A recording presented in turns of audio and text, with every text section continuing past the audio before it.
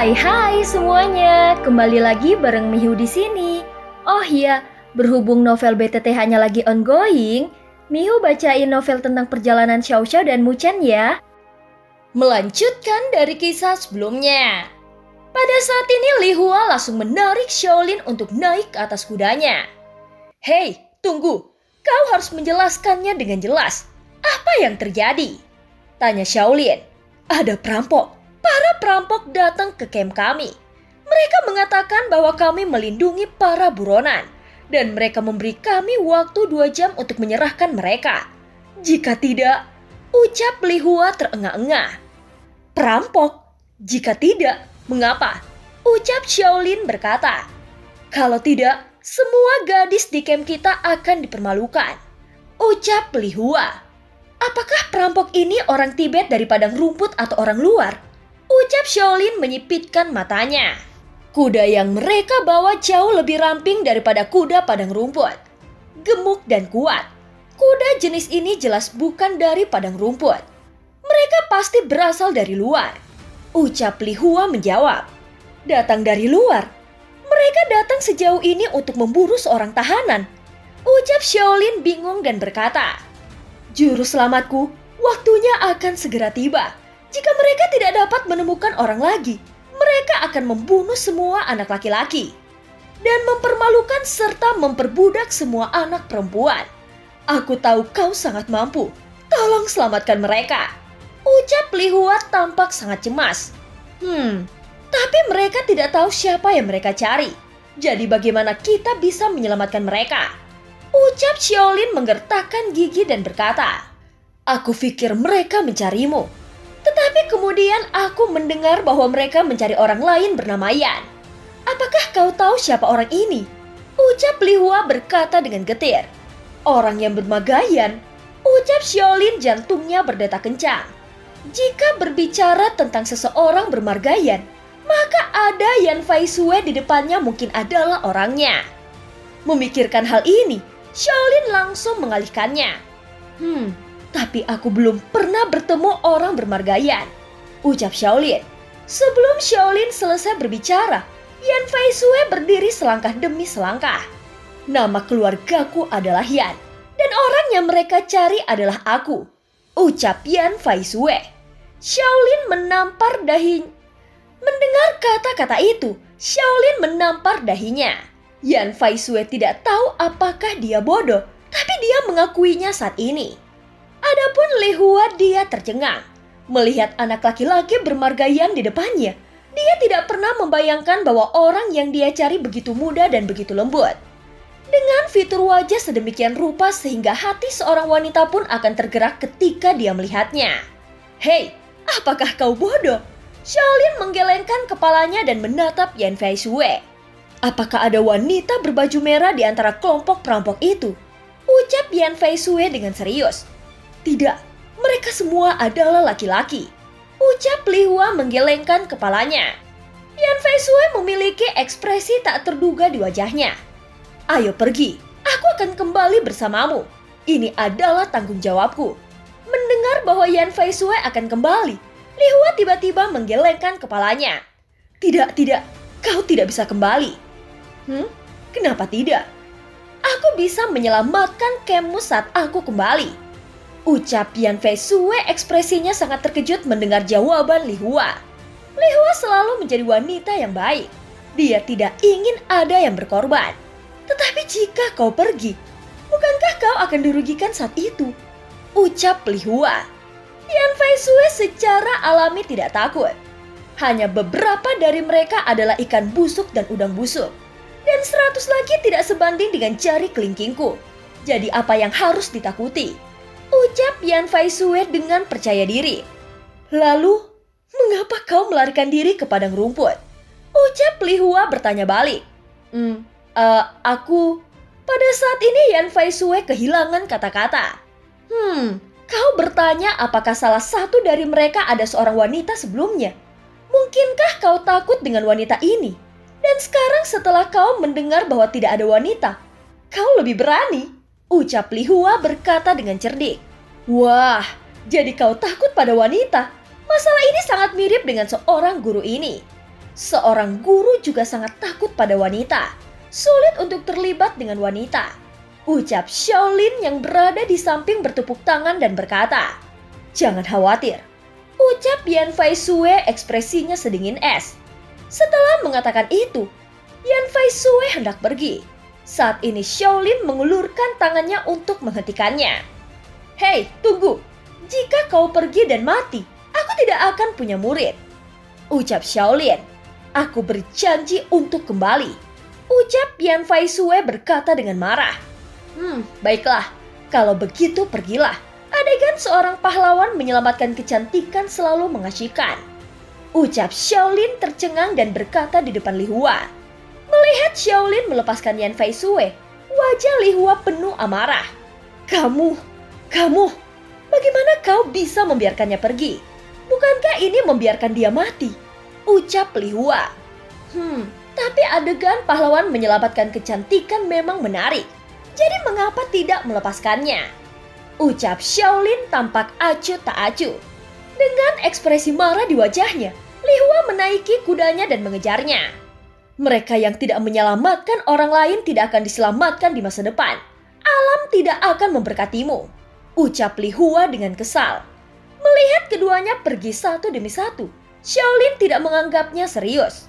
Bagi Shaolin sekarang, menemukan kakak perempuannya Xiao Xiao adalah hal yang paling penting. Tetapi lembah kematian ini terlalu besar.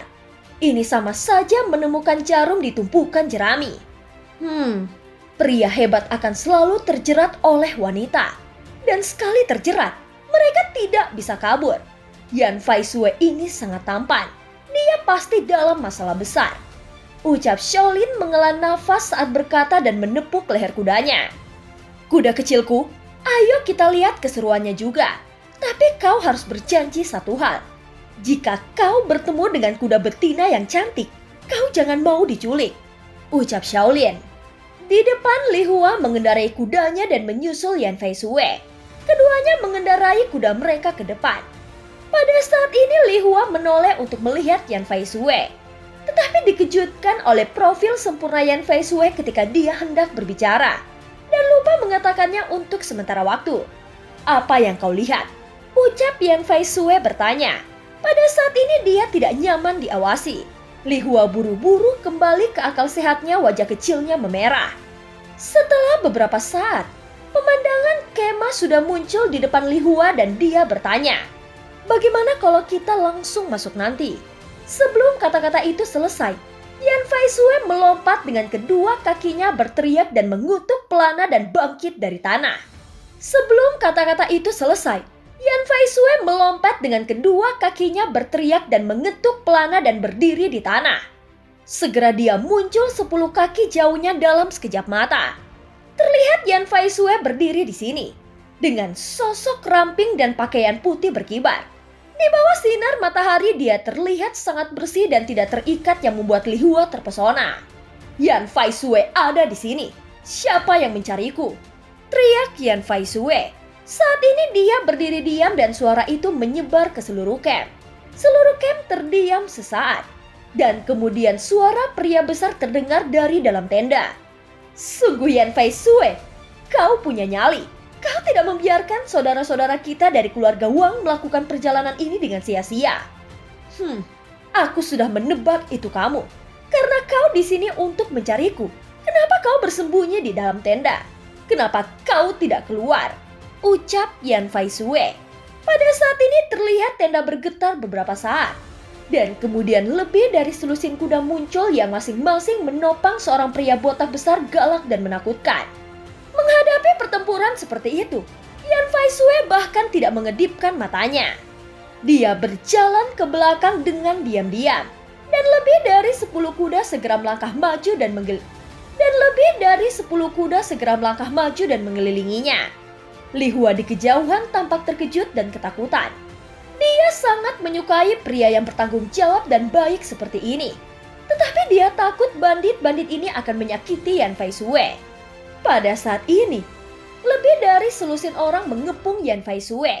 Masing-masing mereka memegang gada dan senjata lain di tangan mereka. Tetapi tidak ada yang berani menyerang Yan Fai Sue. Tuanku memintaku untuk bertanya kepadamu. Apakah benda itu ada padamu? Ucap pemimpin itu bertanya. Benar, itu ada padaku. Tetapi kalian tidak memenuhi syarat untuk menyentuhnya. Ucap Yan Fai Sue tidak menyangkalnya sama sekali. Mendengar kata-kata itu, pemimpin itu seketika menjadi marah. Kemudian dia melambaikan tangannya. Dan cambuk panjang di tangannya menyerang Yan Fai Sue dengan serangan yang rumit. Pada saat ini kaki Yan Fai Sue tidak bergerak sama sekali. Dan dia meremas tangan putihnya yang halus, menggenggam cambuk dengan akurat dan kemudian menariknya dengan keras. Turun, teriak Yan Fai Sue. Seketika pria besar itu langsung ditarik. Dan tubuhnya jatuh lebih dari 10 meter. Bisa dibayangkan kekuatan Yan Fai Sue sangat mengerikan. Melihat kakak tertuanya diserang, yang lainnya segera menyerbu. Dua kuda menyerang Yan Fai Sue dari belakang. Dan juga gada mengepung Yan Fai Sue. Untuk menghindari pengepungan, Yan Fai Sue menendang kakinya dan lengan rampingnya meledak dengan kekuatan yang besar. Dan dia menarik keduanya dari kuda sekaligus. Pada saat ini, terlihat tiga sosok lain yang datang. Seketika Yan Fai Sue memandangi kuda itu dengan ekspresi membunuh di wajahnya. Ternyata tiga orang yang baru datang ini berasal dari keluarga Wang. Melihat ketiga orang yang turun dari kuda, Yan Fai Sue tersenyum dan berkata, tampaknya saudara-saudara dari keluarga Wang tidak terlalu baik. Sebelum tawa itu terdengar, suara yang lebih tebal keluar pada saat yang bersamaan. Saudara-saudara dari keluarga Wang tidak dapat melakukannya. Lihat, aku dari keluarga Yang. Suara itu seperti guntur mengguncang telinga orang dan Yan Fai Sue segera mengubah wajahnya setelah mendengar suara itu. Monster dua nada dari Gunung Lai Feng, ucap Yan Fai Sue. Pada saat ini seekor kuda berlari dan seorang pria parubaya berusia 40-an sedang duduk di punggung kuda. Rambut pria parubaya ini sedikit botak dan hal yang paling mencolok adalah ada seseorang yang duduk di belakangnya. Dan orang itu memiliki rambut yang sedikit tebal. Tubuh mereka sama. Perbedaan terbesar adalah rambut subur yang membentuk kontras yang tajam. Seorang ahli yang kembar, ucap Li Hua di belakang terkejut dan berkata, kedua pria besar ini adalah kembar. Ketika mereka masih muda, mereka selalu terancam. Tetapi setelah bertahun-tahun, mereka secara ajaib selamat dan mereka mempraktikkan keterampilan ajaib berkeliling dunia dan menguasai di lembah mati. Aku menyarankanmu untuk menyerahkan barang-barang itu dengan cepat. Kalau tidak, saudara-saudaraku akan bersikap kasar. Ucap salah satu saudara kembar itu yang kepalanya sedikit botak. Ya benar, dengarkan kakak laki-lakiku jika kau ingin selamat. Ucap saudara kembarnya yang lain yang rambutnya terlihat lebat. Kalian hanya pandai menggertak. Ucap Yan Fai Sue dengan tatapan yang dingin. Sombong, beraninya kau mengolok-ngolokku. Ucap saudara botak dari si kembar berkata dengan marah. Hei, bukankah kalian kembar? Lalu mengapa kau memanggilnya kakak? Bukankah umur kalian sama saja? Ucap Yan Fai Sue mulai memprovokasi mereka. Pada saat ini keduanya tercengang sesaat. Dan kemudian sang adik dengan rambut sedikit banyak berkata, itu benar. Kenapa aku tidak memikirkan masalah ini? Rambutku lebih banyak. Jadi kau harus memanggilku kakak. Ucap saudara kembar yang rambutnya sedikit lebat. Omong kosong, aku sudah kehilangan semua rambutku. Dan aku terlihat lebih dewasa darimu. Aku kakak laki-laki.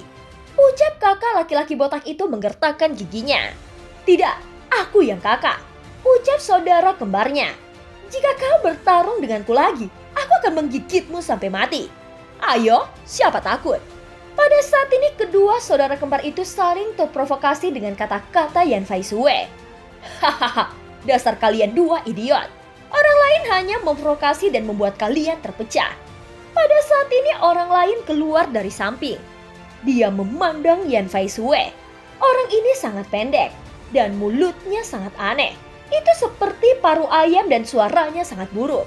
Kau adalah Yang Gongji. Ucap Yan Fai Sue terkejut lagi. Hahaha, kau benar. Dan tidak ada yang berani melawanku. Ucap pria itu menyeringai dan wajahnya menjadi lebih buruk. Pada saat ini suara lain datang dari belakang. Kepala Yan Fai Sue akan membesar. Pada saat ini suara lain datang dari belakang. Dua orang di depan cukup jelek dan menjijikan. Dan yang terakhir seharusnya tidak jauh lebih baik. Terlihat orang di belakang bergegas keluar tanpa menunggang kuda. Fitur wajahnya benar-benar mirip dengan gorila. Dan dia sangat jelek. Ini adalah gorila yang dari keluarga Yang. Gumam Li Hua. Pada saat ini Shaolin yang tersembunyi di kejauhan ingin tertawa ketika melihat pemandangan ini. Lagi pula, kehidupan beberapa orang ini benar-benar aneh dan unik. Meskipun Shaolin ingin tertawa, orang lain di lembah orang mati hanya ingin menangis saat melihat ketiga orang ini. Bagaimanapun ketiga orang ini adalah sampah lembah kematian yang terkenal tidak tahu malu, kejam dan bengis dan melakukan segala macam kejahatan. Setelah tiga saudara keluarga yang mulai muncul, Yan Faisue berdiri tegak tanpa rasa takut. Dan saudara-saudara dari keluarga Wang yang telah muncul sebelumnya sedang berbaring di tanah saat ini tampak ketakutan dan ingin segera melarikan diri.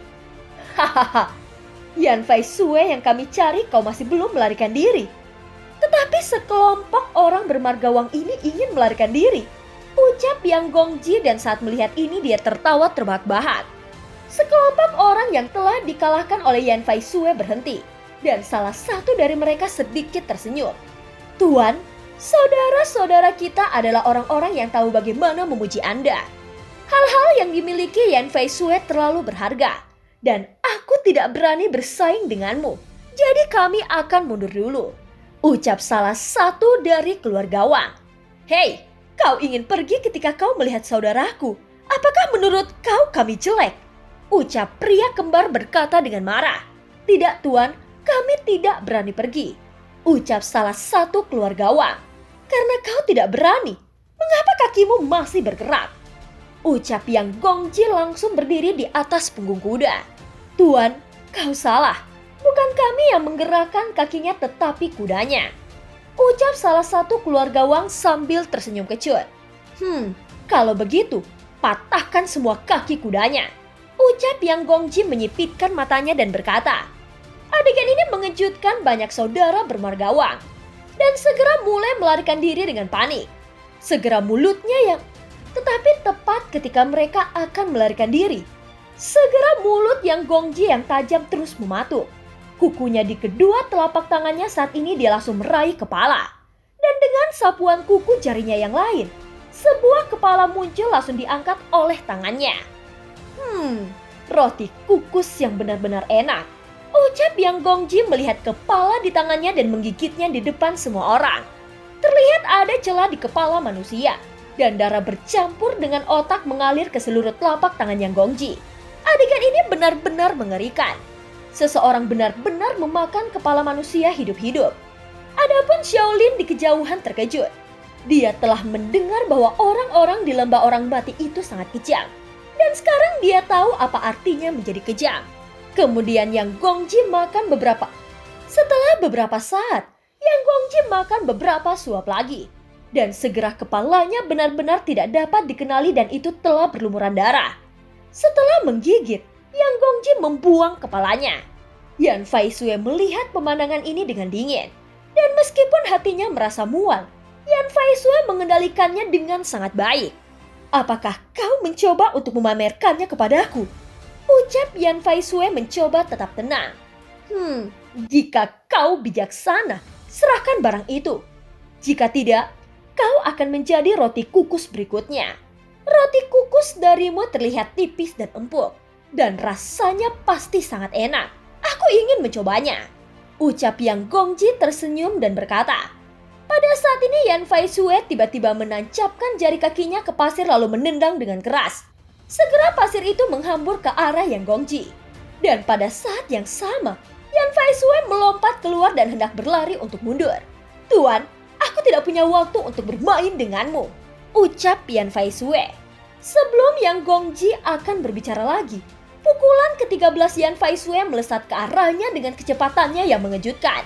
Seketika dia berada di depan Yang Gongji dalam sekejap mata. Tidak baik baginya untuk menghantam tanah hanya dengan pukulan pertama. Saat ini 12 pukulan berikutnya semuanya terfokus pada perut Yang Gongji. Setelah menahan 13 pukulan, Yang Gongji bahkan tidak mengubah matanya. Hei, Apakah sudah berakhir? Ucap Yang Gongji dengan nada menghina. Ini belum berakhir, ucap Yan Faisue dengan marah. Hahaha, kalau begitu kau harus selesai sekarang, ucap Yang Gongji sambil tertawa.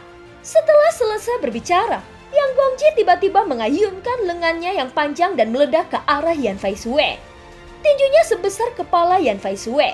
Jadi tentu saja Yan Faisue tidak bisa menahannya.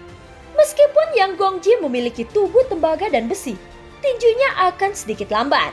Saat tinju itu melesat, Yan Faisue tiba-tiba berlutut dengan kedua kakinya, lalu meluncur menjauh dari sisi Yang Gongji selama waktu ini. Seketika Yan Faisue membidik kaki Yang Gongji dan tersandung dengan keras, dan dia langsung jatuh seperti gunung. Hahaha, dasar bodoh, ucap Yan Faisue mengutuk dengan suara yang rendah. Pada saat ini dia hendak maju ke depan, tetapi dia tidak menyangka bahwa sosok yang lebih kecil tiba-tiba muncul di depannya. Dan itu mulai menyerangnya. Pada saat ini, Yang Gongji yang tertinggal di belakangnya juga berdiri lagi. Dan keduanya benar-benar mengepungnya kali ini. Dan Yan Faisue tidak dapat melarikan diri. Sementara itu Shaolin yang berada di kejauhan, dia menghela nafas. Murid yang ceroboh ini sepertinya harus merepotkan gurunya, ucap Shaolin. Tapi yang menarik bagiku adalah benda di tubuh Yan Faisue itu. Apa sebenarnya? Bagaimana dia bisa menarik begitu banyak orang untuk merebutnya? Lupakan saja. Aku akan selamatkan dia dulu, ucap Shaolin. Setelah mengatakan itu, Shaolin hendak menunjukkan sosoknya. Tetapi pada saat ini, tiba-tiba terdengar suara dari kejauhan. Hentikan semuanya. Terlihat sosok berpakaian merah berlari kencang di atas kuda yang cepat. Kecepatan kuda itu sangat cepat dan sosok berpakaian merah itu datang hampir dalam sekejap mata. Pada saat ini ketika saudara keluarga Wang dan saudara keluarga Yang akan mengamuk. Tetapi ketika mereka melihat sosok di atas punggung kuda, ekspresi mereka berubah drastis. Dan mereka berdiri di sana dengan linglung tidak berani bergerak. Siapapun yang berani bergerak, aku akan membunuh siapapun, ucap wanita berbaju merah itu. Sesampainya di sini, sosok berbaju merah berkata dengan angkuh. Wanita ini benar-benar terlihat seperti peri, dengan dua paha terbuka di luar rok merah dan pelana terjepit, dan jaket kulit kecil dengan pusar terbuka di bagian atas tubuhnya ditambah dengan wajah tanpa celah. Fitur wajah wanita ini seperti api yang mengamuk. Pada saat ini, dia duduk di atas punggung kuda. Wanita berbaju merah memandang Wang bersaudara terdekat, dan tiba-tiba sebuah cambuk muncul di tangannya dan memukuli beberapa dari mereka dengan kejam. Saudara-saudara dari keluarga Wang tidak hanya tidak berani melarikan diri, mereka bahkan tidak berani berteriak. Cambuk yang bagus, ucap Shaolin. Pada saat ini hanya Shaolin yang berada di kejauhan yang mendesah pelan. Sejak peri berpakaian merah yang kejam ini muncul, muridku pasti baik-baik saja dan bukan giliranku untuk bergerak, ucap Shaolin. Pada saat ini suara cambuk yang dicambuk pada orang-orang tidak ada habisnya. Dan wanita berbaju merah itu menolak untuk melepaskan, memukuli kerumunan ke tanah dan menggulingkan mereka. Shaolin yang melihat pemandangan ini menggelengkan kepalanya dengan lurus. Cantik memang cantik, tapi serangan ini terlalu sedikit mengerikan. Tetapi bagaimanapun, jika bisa melihat pemandangan yang mempesona dari wanita ini, tidak apa-apa dicambuk beberapa kali. Hahaha, ucap Shaolin. Di arena Yan Faisue melihat wanita berbaju merah bertingkah seperti ini, dan dia berkata dengan marah, mereka tidak memiliki keluhan atau permusuhan denganmu. Mengapa kau melakukan trik yang begitu kejam? Ucap Yan Faisue. Semua penjahat di dunia adalah musuhku. Apa hubungannya denganmu jika aku mengalahkan mereka? Ucap wanita berbaju merah menatap Yan Faisue. Dan film pun berakhir. Terima kasih udah dengerin Mihu dari awal sampai akhir ya. Semoga kalian suka dengan cerita yang Mihu bawain ya. Sampai jumpa.